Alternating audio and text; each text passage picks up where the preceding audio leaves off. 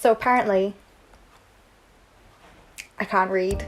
Hi guys, welcome back to my channel. Today's video is basically about teaching myself how to read again. This is kind of dumb because, I can read. Promise you, I can read. But I feel like over the last 5 years, I've lost the ability to focus on a book and retain it and enjoy reading.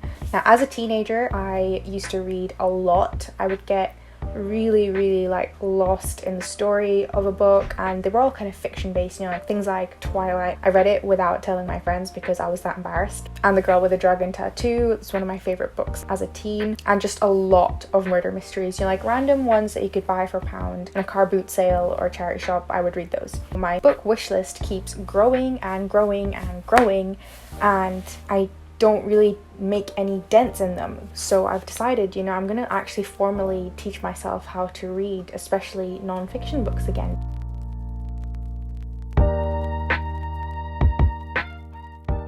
So the first thing I thought about when I was trying to build a consistent habit of reading is basically deciding between Audible and actually reading. I had tried out the free trial, but I found that I don't really absorb information as well as when I'm reading the book. If something came up that I wanted to note down, it was a lot harder to actually note that down. And I know there are apps for this, but I was using Audible as a way to be able to read a book while doing other things like cooking or working out. And I think Audible would work really well for fiction, but for non-fiction it just really didn't work for me. And I know people use both methods to get through their books, but I just feel like I'm not that committed yet. And then the other thing I had to really think about was, what kind of books am I actually trying to read? And this year it's been a lot of non-fiction, mainly around like British, Indian, Black British culture, and also personal finance and anti-racism, all those kind of things, as well as some murder mystery thrillers that I do want to read. Those I will never forget. And these are just a lot harder to focus on. I do want to read them, the motivation is there, but I find myself rereading pages a couple of times and zoning out. If you're forcing yourself to read books that you are genuinely not interested in, if you don't have that reason why, it's really difficult to actually even pick the book up and actually get started reading it and absorb and retain the information in it. And usually that reason why is to learn, especially if you're reading non-fiction books. It's to really learn about a new subject or learn more in a field that you're really interested in, or in a field that you just ought to learn more about, i.e. racism. And finding this why and believing this why will end up giving you and helping you develop a learning and growing mindset, and give you a bit more clarity as to why you're actually wanting to read and pick up those new books. Everyone should have a purpose for their reading and think about how that purpose is being fulfilled during the actual reading. So the kind of various things I did to try and figure out, the best way for me to actually focus on books and, develop a consistent reading habit was, first of all, I tried to track my progress. And I did this by actually putting some goals in my Notion quarterly goal setting section, which you would have had a sneak peek of in my Notion workspace tour. But in there, I did actually put for quarter 4 that I wanted to read 4 books. I have not read 4 books.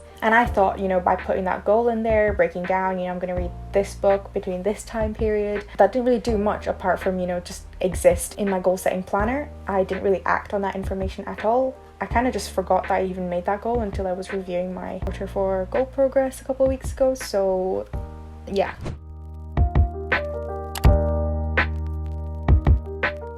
And the second thing I tried to do was breaking books down into time periods and pages for those time periods. Now this could get really type A, and you could actually try and get a book, and if you wanted to read this in 4 weeks, you just divvy this up into groups of 70, and I've seen people put little tabs to separate the 4 groups of 70 pages. That's a really methodical way of progressing through a book, and that's quite motivating because you're kind of breaking the huge book down into more manageable chunks. Now I tried that and I actually really like it, and I actually took it a little bit less seriously, and I didn't put a strict time goal on there, but I did say, you know, I'm going to wake up and I'm going to read 10 pages in the morning and 10 pages in the evening. And I know that's not a lot, but that was me starting small to try and just build that consistent habit. And I actually just bookmarked the 10 pages for the morning and night as well. So I knew what I had to do at night. I knew it wasn't going to take me ages. Most of the time I just kept on reading. The other thing that was, you know, kind of like mind-blowing for me, to be honest, was the fact that non-fiction is not meant to be read the same way as fiction is read. Non-fiction is literally like the textbooks that we were getting at uni, and I don't know why I was trying to treat it like fiction. You're not supposed to really read it from beginning to end chronologically and, you know, every single word in the sentence. There are people who skim read. There are people who examine the table of contents and pick out what they want to read from that book. They've bought that book for a reason. The book makes an argument and they want the pieces of information that, you know, support the argument and are new for them. So understanding that non-fiction exists to convince you or introduce you to one side of an argument or both sides of an argument using evidence, you know, presented by the author, and understanding that all of that isn't a story to be read, it's a very, again, methodical piece of literature, that really will transform the way you absorb non-fiction books.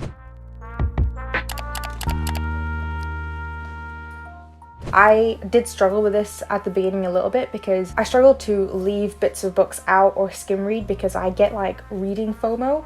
I don't know what I've missed and I don't know if it's worth reading everything, and like freaking out that I've missed maybe a crucial point to like the larger, bigger picture of the idea. But one thing I have started doing is reading the introduction and the conclusion and then just looking at the table of contents to see how the book has been put together.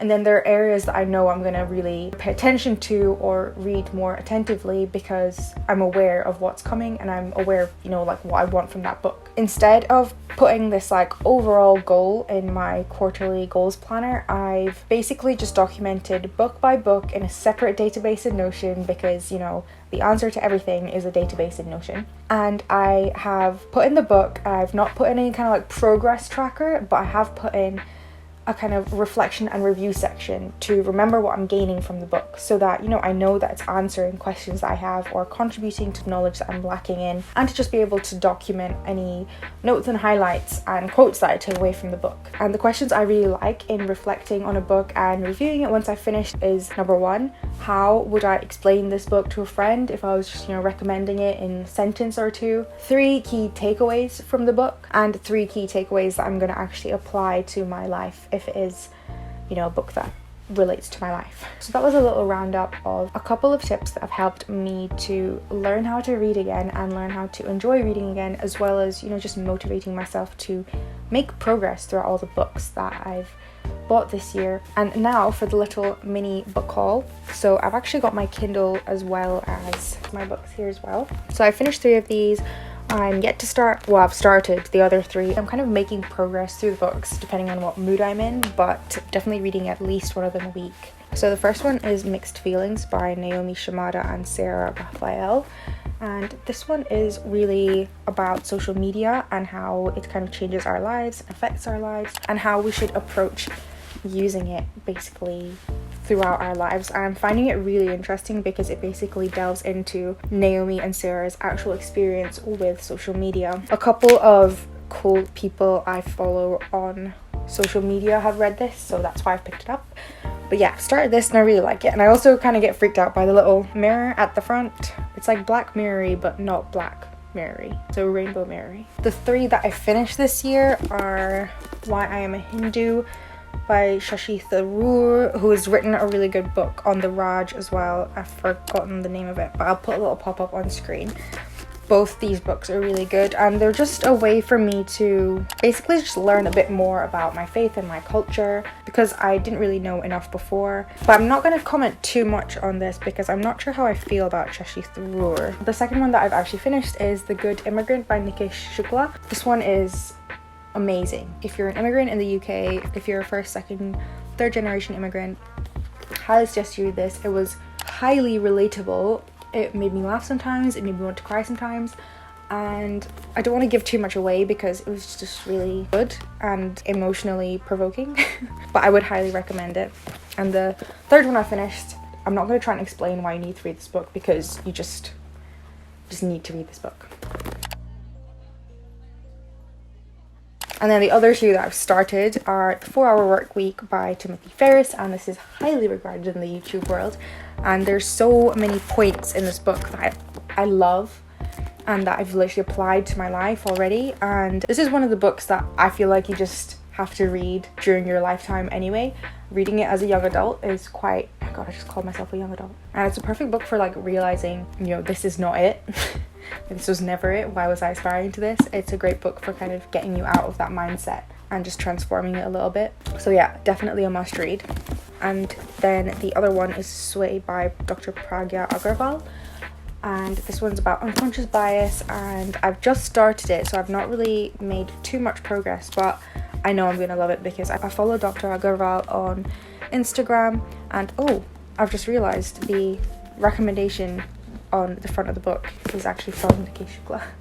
So if he likes it, I like it. And one book that I actually got on my Kindle, so the book that I got was Superior, The Return of Race Science by Angela Saini. And this one I just want to read as well to widen my knowledge in the sphere of anti-racism and kind of educating myself there even further. So yeah, I've got a huge pile of books to read, and I really want to get through them by at least before June next year.